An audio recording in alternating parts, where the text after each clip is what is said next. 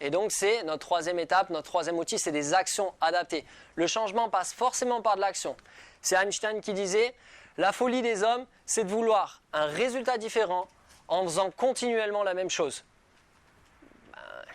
Il était malin, Einstein. Et donc des actions, c'est bien, mais des actions adaptées, c'est mieux. Vous pouvez mettre en place tout un tas d'actions et ne pas arriver à vos résultats, ne pas arriver à vos objectifs. C'est ce qu'on appelle brasser du vent ou c'est se tromper de direction.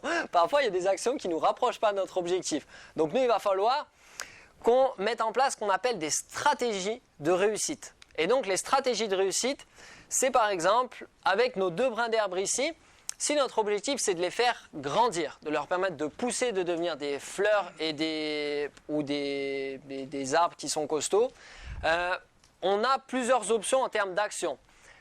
Première option, je peux me dire, bon, moi ce que j'ai envie c'est qu'elles grandissent, je vais leur donner un petit coup de main, je vais légèrement tirer dessus pour leur permettre de, vous savez, de s'élever plus facilement. Donc on tire, on tire, on tire. C'est une action, mais c'est une action qui n'est pas du tout adaptée, parce qu'en tirant dessus, du coup c'est fragile, ça casse. Et donc si elles cassent, ça va ralentir leur croissance, elles vont devoir recréer un nouveau processus. Donc parfois c'est ce qu'on appelle, vous savez, l'auto-sabotage, ou le fait de saboter tout seul. C'est-à-dire qu'on met en place des actions qui font qu'en fait on échoue continuellement. Ce qu'on appelle des stratégies d'échec. Sachant qu'on a des stratégies d'échec, des stratégies de réussite, il n'y en a pas une qui est mieux que l'autre, mais il y en a une qui nous frustre plus que l'autre, d'accord? C'est simplement des actions, soit qui sont adaptées, qui nous rapprochent de notre objectif, soit qui ne sont pas adaptées. Maintenant, une autre stratégie qu'on pourrait avoir, c'est se dire finalement, ces brins d'herbe, ils vont avoir besoin d'énergie, de tout un tas de ressources pour pouvoir pousser. Donc je vais m'occuper notamment de la terre dans laquelle elles poussent, je vais leur apporter de l'eau, je vais leur apporter de l'engrais, des ressources, les mettre au soleil. Et donc sans toucher directement à ces brins d'herbe, on leur apporte tout un tas de choses pour leur permettre de se développer. Et ça, quand on y regarde, au premier abord, on se dirait c'est illogique. Je veux qu'elles grandissent, je ne vais pas les mettre des trucs dans la terre. Enfin, ça paraît un peu illogique. Pour autant, on se rend compte que c'est l'action la plus adaptée. D'accord ? Et très souvent, le changement, c'est la même chose. On veut changer quelque chose et on s'y prend d'une manière qui fait qu'on n'arrive jamais à changer, qu'on casse plus les choses qu'on les améliore. D'accord ? Donc là, on va parler ensemble de niveau de changement.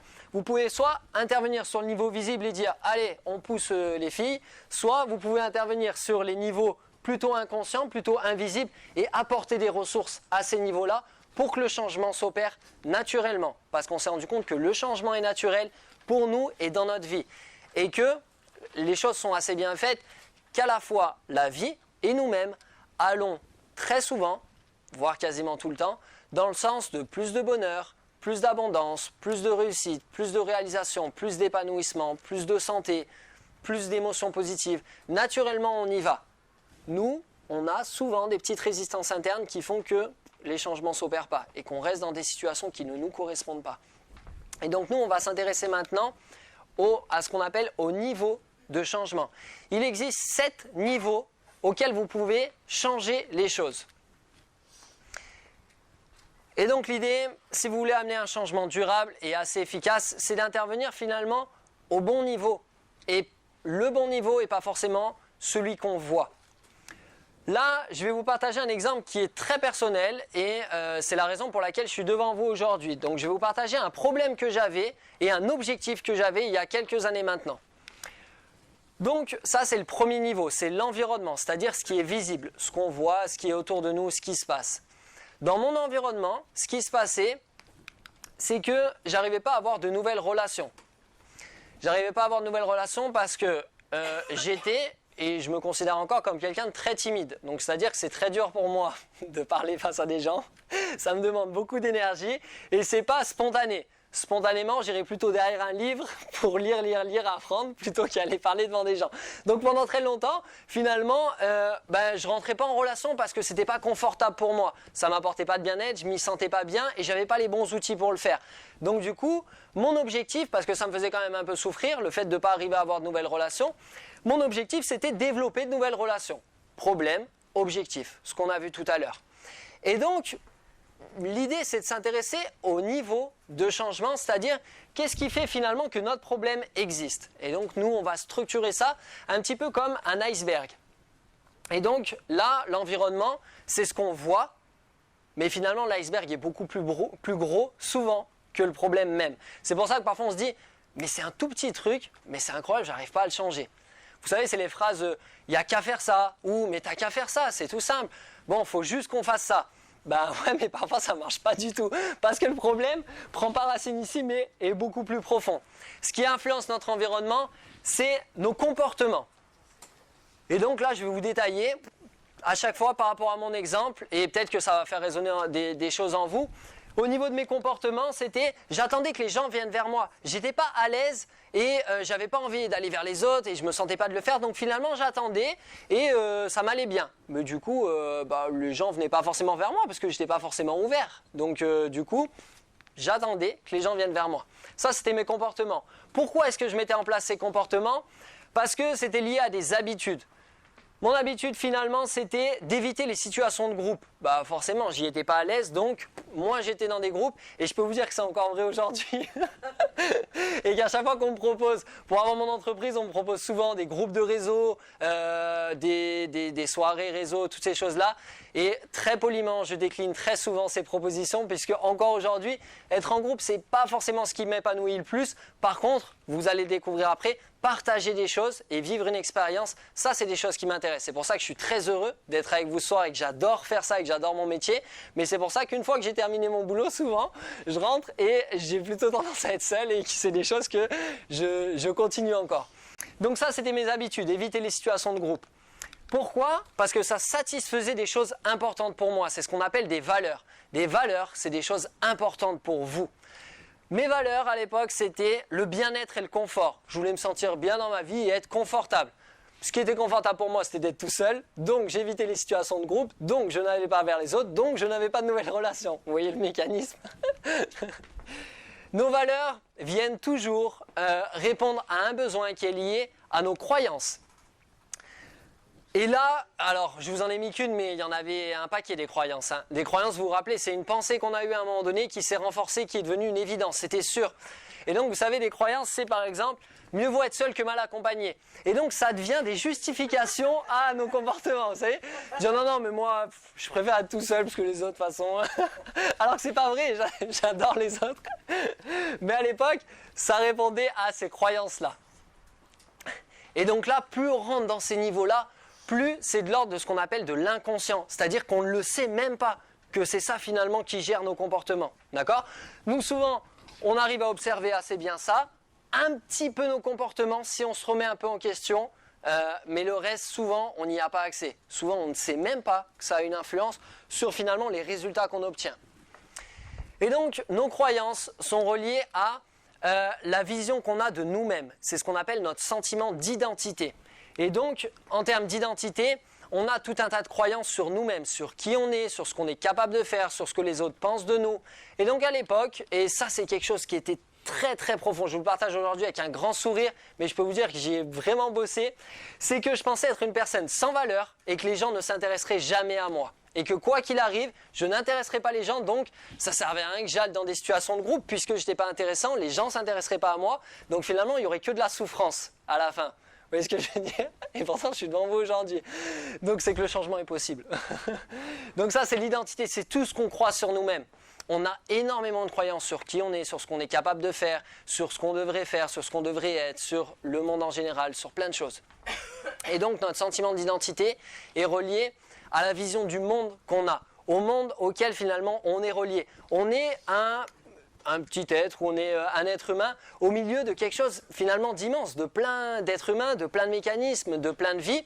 Et donc ça, c'est ce qu'on nomme le transpersonnel, c'est-à-dire ce qui est au-delà de ma simple personne, ce qui est au-delà de moi-même. Et donc on a une vision tous du transpersonnel. Donc c'est ce qui nous relie finalement. Ça rejoint l'environnement, ce qui nous entoure. D'accord? Donc on reboucle à nouveau. Au niveau transpersonnel, c'est les croyances que j'ai sur la vie, sur les autres, ça peut être par exemple la religion, ça peut être la spiritualité, ou ça peut être tout un tas de choses finalement de ce que je comprends, de ce que je crois du fonctionnement du monde et de la vie, et des autres. Et donc moi, je vous en donne qu'un seul exemple, mais il y en a plein d'autres, c'était l'être humain est méchant par nature et la vie est difficile. Ben forcément, ça me faisait souffrir que de me retrouver seul, mais en même temps, je justifiais ça de plein de manières différentes. J'allais pas vers les autres, donc je restais finalement sans nouvelles relations. Et donc, je me rendais compte que les seules interactions que j'avais, c'était des interactions plutôt de conflit. Donc ce que je voyais, c'était que l'être humain, finalement, il était plutôt méchant. Enfin, on n'est pas sympa, surtout quand on est jeune. Quand on est jeune, il y a plein de choses qui se passent qui font que parfois, ça peut nous faire souffrir ou que ça peut nous blesser. D'accord ?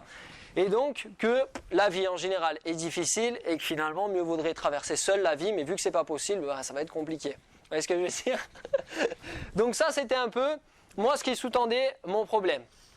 D'accord ? Donc là, je vous ai donné quelques exemples, mais il y a énormément de choses qui viennent alimenter nos problèmes et les choses qu'on voudrait changer. Donc nous, maintenant, c'est de savoir à quel niveau est-ce qu'on vient créer du changement. Est-ce qu'on vient créer du changement ici ? Simplement en développant de nouvelles relations, mais comment est-ce qu'on va faire ça? Est-ce que c'est en changeant nos comportements? Est-ce que c'est en venant modifier nos habitudes? Est-ce que c'est en venant modifier nos valeurs? C'est-à-dire transformer la hiérarchie de valeurs qu'on peut avoir, remettre en question ce qu'on croit et ce qui est important pour nous, remettre en question également nos croyances, l'identité, comment est-ce que je peux me percevoir différemment et comment est-ce que je peux percevoir la vie et les autres également différemment. Et plus vous allez dans les niveaux bas, inconscients, plus vous allez créer des changements qui sont grands et qui sont durables. D'accord ? Parce que vous pouvez changer de comportement, mais si vous avez continuellement les mêmes habitudes, les mêmes valeurs, finalement, c'est vos habitudes qui vont prendre le relais. Une fois, vous allez changer de comportement, mais après, ça sera trop dur et ça changera. D'accord ? Ça reviendra à l'état initial. Donc nous, on va essayer d'aller chercher le niveau finalement le plus bas, le plus accessible. D'accord ? Donc au niveau transpersonnel, moi, ce qui a changé, c'était ma vision des choses et ma vision de la vie. Et c'était que finalement, les relations peuvent être une source de bonheur. Il y a des gens avec qui j'appréciais, et notamment, pour trouver des solutions à ça, je me suis formé à des techniques de communication. Donc je me suis formé à la PNL, je me suis formé à toutes ces choses-là. Et du coup, je me suis rendu compte qu'il y avait des gens super sympas avec qui on pouvait discuter et que finalement, ça se passait bien et que ce n'était pas forcément que de la souffrance, ça pouvait être aussi du bonheur et de l'épanouissement. Donc ça change un peu la manière de voir la vie et les autres quand même. Et donc, j'ai également changé la vision que j'avais de moi-même. Et finalement, ce qui a évolué, c'est que je me suis dit que je suis quelqu'un qui avait de la valeur et j'ai pris, c'est pas juste une pensée, hein. Là c'est vraiment une croyance, donc ça prend souvent du temps. Mais aujourd'hui, je suis convaincu que je suis une personne qui a de la valeur, une personne qui suis unique, une personne qui a des dons, qui a des talents, qui a peut-être une mission, qui a des choses qui sont faites pour moi et qui aura des opportunités qui m'attendent. Et je suis convaincu que pour chaque personne, c'est la même chose, que chaque personne est unique, que chaque personne a des dons et des talents que personne d'autre ne partage.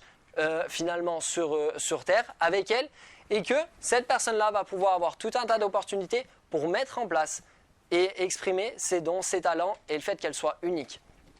Et donc ça change assez les choses.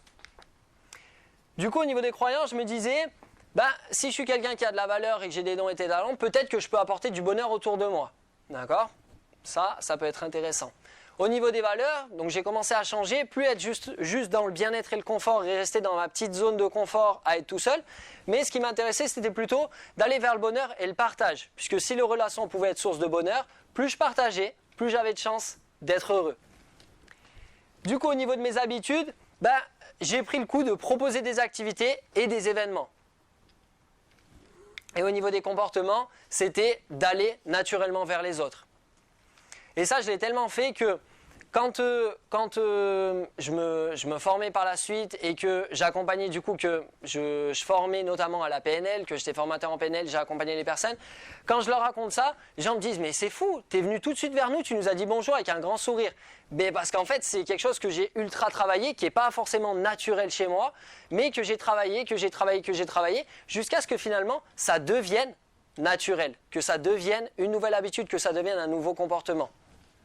Et donc, résultat, du coup, j'arrive facilement maintenant à développer de nouvelles relations. D'accord ? Pour trouver la solution à ça, l'idée c'est simplement d'intervenir au bon niveau. D'accord ? Et plus vous allez intervenir et questionner ces niveaux-là, plus vous allez créer un changement durable et profond. Ça vous parle ça ? Ouais ? Chouette.